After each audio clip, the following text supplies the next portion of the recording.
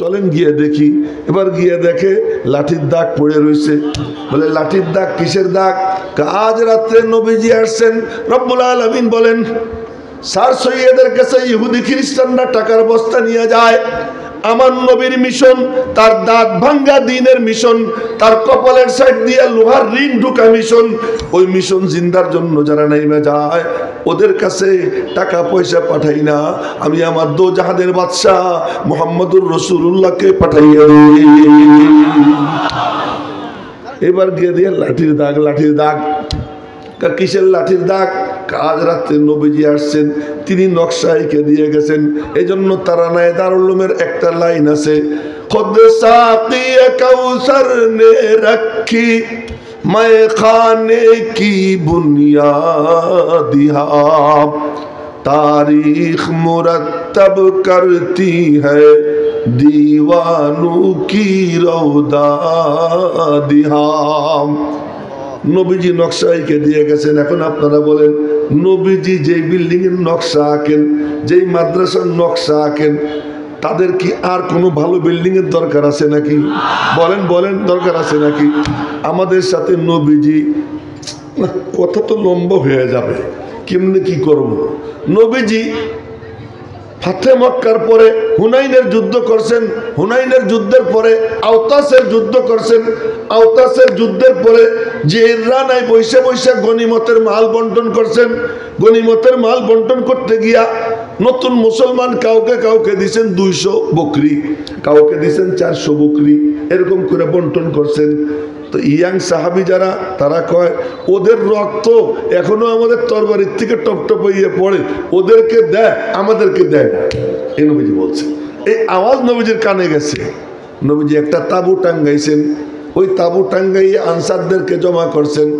বললেন, আনসাররা তোরা এই কথা বলছিস নি, তোরা কি এই কথা বলছিস? তা আনসারদের মুরব্বীরা কয় ইয়া রাসূলুল্লাহ আমরা বলিনি, ওই ইয়াং যারা অবুঝ ওরা বলছে। নবীজি বললেন, এই শোন শোন শোন, একটা কথা বলি। কি? তোরা কি এটা পছন্দ করিস না?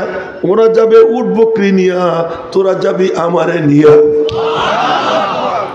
ওরা যাবে উট বকরি নিয়া, তোরা যাবি আমারে নিয়া।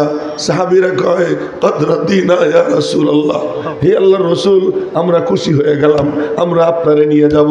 কওমি মাদ্রাসার সম্পদ, কি সম্পদ?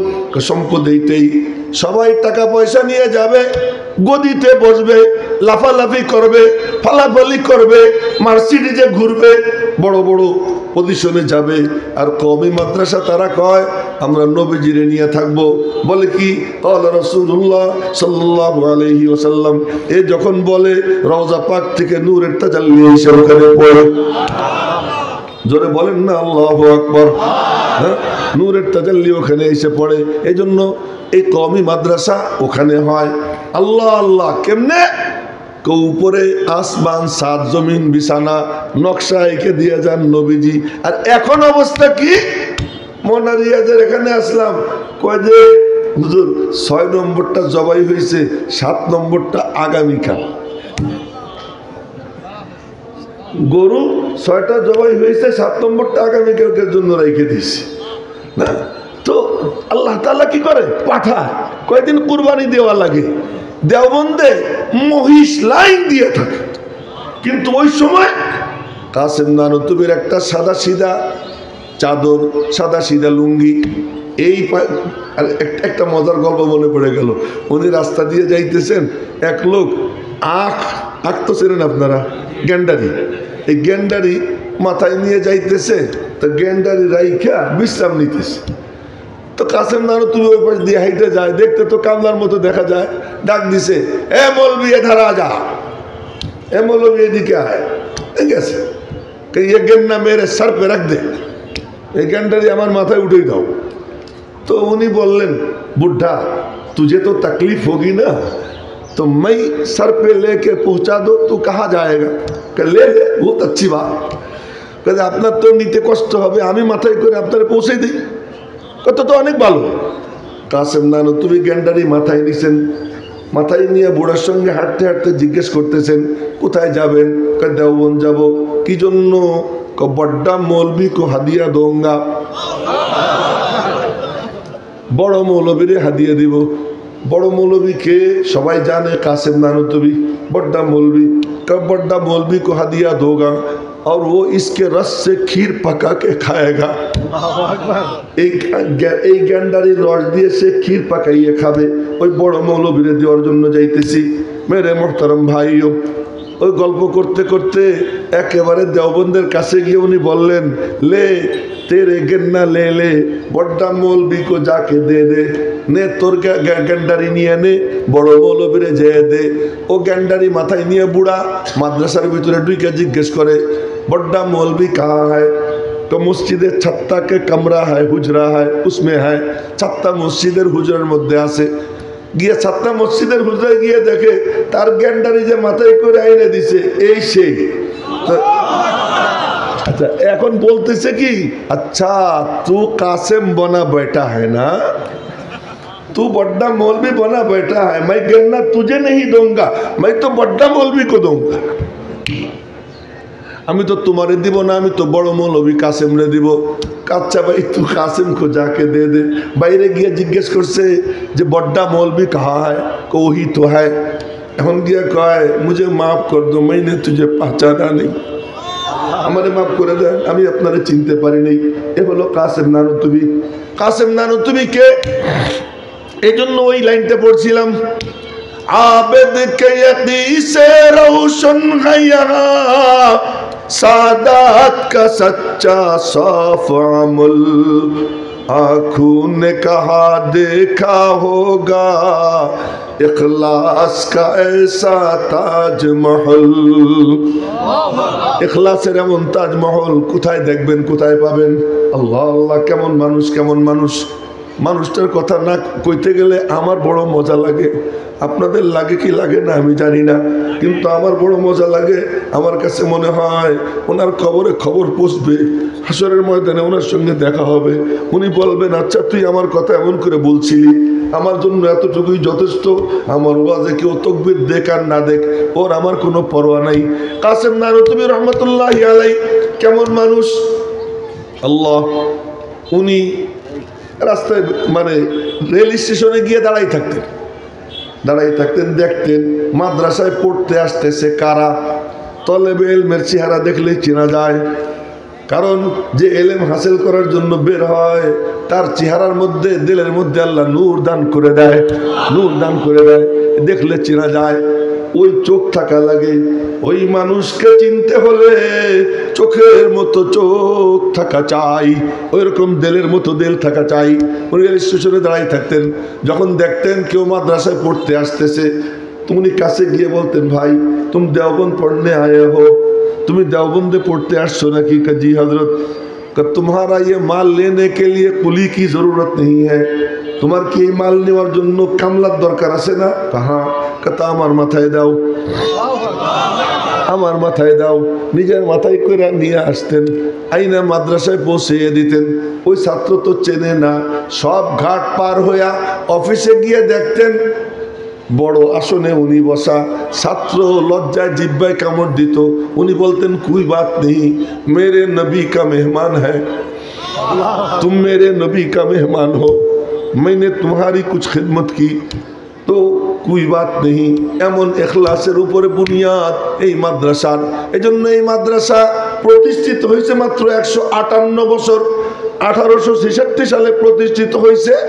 আর জামে আজহার বিশ্ববিদ্যালয় প্রতিষ্ঠিত হয়েছে 1150 বছর প্রায়। জামে আজহার বিশ্ববিদ্যালয়ের ছাত্রছাত্রীর সংখ্যা লক্ষাধিক। দারুল উলুম দেওবন্দের ছাত্র সংখ্যা আমি যখন পড়ি তখন 3500 আর এখন কত হবে তখন 88 সাল এখন হয়তো 7-8 হাজার। কিন্তু জামে আজহার বিশ্ববিদ্যালয়ের একটা শাখাও পৃথিবীতে নাই কিন্তু দেওবন্দের শাখা শুধু বাংলাদেশে 50,000-এর উপরে আছে 50,000-এর উপরে আছে। এই প্রতিষ্ঠানের কাম কি? মুসলমানদের দ্বীন ও ঈমানের হিফাজত করা। এই হিফাজতের জিম্মাদারি নিয়ে এই প্রতিষ্ঠানগুলো প্রতিষ্ঠিত হয়। অনেক গালাগাল দেয়। এই এলাকায়ও মাওলানা রিয়াজ অনেক গালাগাল খাইছে। অনেক হুমকি ধমকির শিকার হয়েছে, কিন্তু নড়ে না। কেন নড়ে না? নবীজি বলছেন, আমি আসি তোদের অপেক্ষায়, আমি তোদেরকে শরাবান তহুরা পান করাবো, আমি তোদেরকে শরাবান তহুরা পান করাবো। হুসাইন রাদিয়াল্লাহু তাআলা আনহু ওই কারবালার ময়দানে হঠাৎ করে ওনার মুখে মুস্কি হাসি। ওনার বোন জয়নব বললেন, ভাইয়া এইটাও কোনো হাসির টাইম হইল? তোমার ছেলেরে জবাই করতেছে, তোমার ছেলের গলায় তীর লাগছে, আর তুমি হাসো। চোখ বন্ধ করছিলাম, চোখ বন্ধ করছি, তন্দ্রা এসে গেছে। তন্দ্রার মধ্যে দেখলাম। কি দেখলেন? তন্দ্রার মধ্যে দেখলাম নানা জান আব্বা জানকে সাথে নিয়া শরাবান তহুরা হাতে দাঁড়াই রয়েছেন। আমারে বলছেন, হুসাইন তোর পানি বন্ধ করে দিছে, তোরে পানি খাইতে দেয় না। खुदा जाने कैसी है मेजबानी, 72 प्यासू कहे बंदे पानी, मुकद्दर में है जा में कौसर का पीना, मैं प्यासा नहीं हो पिलाया गया हो। হুসাইন রাদিয়াল্লাহু তাআলা মনে মনে বলতেছিলেন, এ কেমন মেজবানি রে, আমার 72 জন সাথীর পানি বন্ধ করে দিছে, ওর মধ্যে উনি হাসেন। বোন জিজ্ঞাসা করে, হাসেন কেন? হাসার কারণ দেখছি তাই হাসতেছি। বলে কি কারণ দেখলেন? দেখলাম নবীজি পানি হাতে দাঁড়িয়ে আছেন।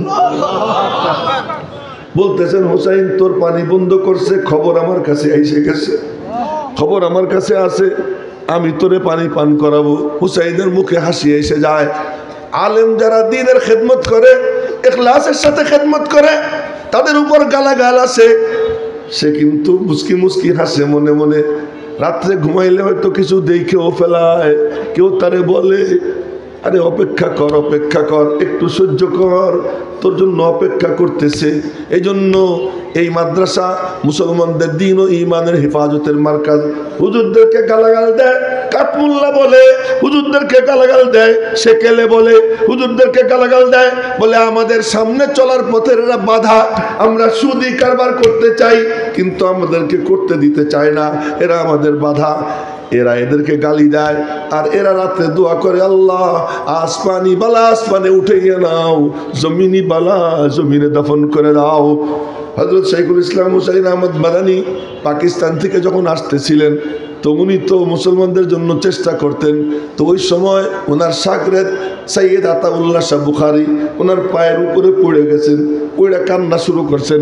কানতে কানতে শের পড়তেছিলেন, কানতে কানতে উনি বলতেছেন, জিস চমন কে লিয়ে খুন জিগর हमने दिया है, जिस चमन के लिए खून जिगर हमने दिया है, हर शाम को उन्वान सहर हमने दिया है, फिर भी बहारों के हम सजावार नहीं है, अपनों की जुबानों में हम वफादार नहीं है। যেই বাগানের জন্য কলিজার তাজা রক্ত ঢেলে দিলাম আমরা, তোমরা জানো না আমাদের বুজুর্গরা আলেমরা মুসলমানদের দিন ও ইমানের হেফাজতের জন্য বুকের তাজা রক্ত ঢেলে দিছেন। ময়দান লাল হয়ে গেছে। খ্রিস্টানরা কোনো ডাক্তাররে মারে নাই, কোনো অ্যাডভোকেটরে মারে নাই, কোনো আইনজীবীরে মারে নাই, ও মেরে মোহতারম ভাইও কোনো বিশ্ববিদ্যালয়ের প্রফেসরকে মারে নাই। মারছে কারে? কোরআন শরীফ পড়াইছে। ভাঙছে কি? কোনো স্কুল ভাঙে নাই, মাদ্রাসা ভাঙছে। মারছে কাদেরকে? আলেমদেরকে মারছে, হাফেজদেরকে মারছে, পীরদেরকে মারছে। কেন কেন কেন? বলে এরা থাকলে এই মুসলমানদের মাথায় টুপি থাকবে, এরা থাকলে মুসলমানরা মসজিদে যাবে, এরা থাকলে মাদ্রাসায় মসজিদে গিয়ে সিজদা করবে, মসজিদ আবাদ করবে। মসজিদ যদি আবাদ হয়, ওই মসজিদ হলো পাওয়ার হাউস, ওই মসজিদ হলো মার্কাজ। ওর মধ্যে আল্লাহ পাক নূর দিয়ে ভইরা রাখেন। যে মসজিদে ঢুকে যায়, আল্লাহ তার সিনা নূর দিয়ে ভইরা দেয়।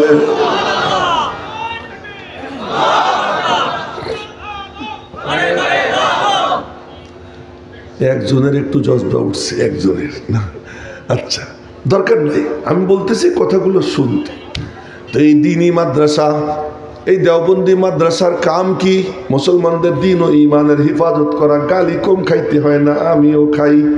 কয়দিন আগে এক স্ট্যাটাস দিছি, সাক্ষাৎকার দিছি, এখন দেখি আমারে হোয়াটসঅ্যাপে লিখে পাঠাইছে সতর্ক হয়ে যান।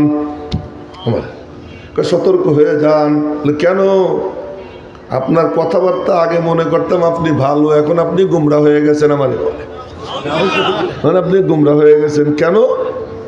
মনে রাখবেন, বর্তমান জামানায় হক হক্কানিয়াতের মাপকাঠি হলো কওমি মাদ্রাসার সঙ্গে কার সম্পর্ক আছে আর কার নাই। যার সম্পর্ক আছে কওমি মাদ্রাসার সাথে সে হকের উপরে থাকবে। কওমি মাদ্রাসা বিদ্বেষী হবে তো সে হকের থেকে ছড়ে যাবে, সে গর্তের মধ্যে পড়ে যাবে। এইটাই হলো বাস্তবতা। তার জাজ্জল্য প্রমাণ হলো নাদওয়াতুল উলামার বড় আলেম, তার এক এক বয়ান শুনলে মনে হয় যেন এলেমের জাহাজ, মৌলানা সালমান নাদবী। কিন্তু দেওবন্দের থেকে সম্পর্ক ছিন্ন করে মাতবার হয়ে গেছে, কথা বলা শুরু করছে। এখন তার কথার দ্বারা মানুষ গুমরাহ হইতেছে। ঠিক ওইরকমভাবে তবলিগ জামাত এটা হেদায়েতের মার্কাজ। আমাদের মাদ্রাসার দারুল উলুম দেওবন্দের এক ছাত্র মৌলানা শাহ মোহাম্মদ ইলিয়াস, ওনার দ্বারা চালু করা কাম। কিন্তু আজ ওনার ঔরসজাত এক সন্তান, ওনার বংশের এক সন্তান ওলামাদের সাথে সম্পর্ক ছিন্ন করছে। তো এখন কি হয়ে গেছে? সন্ত্রাসীদের গঠফাদার হয়ে গেছে। কি ব্যাপার? জিনিসটা হলো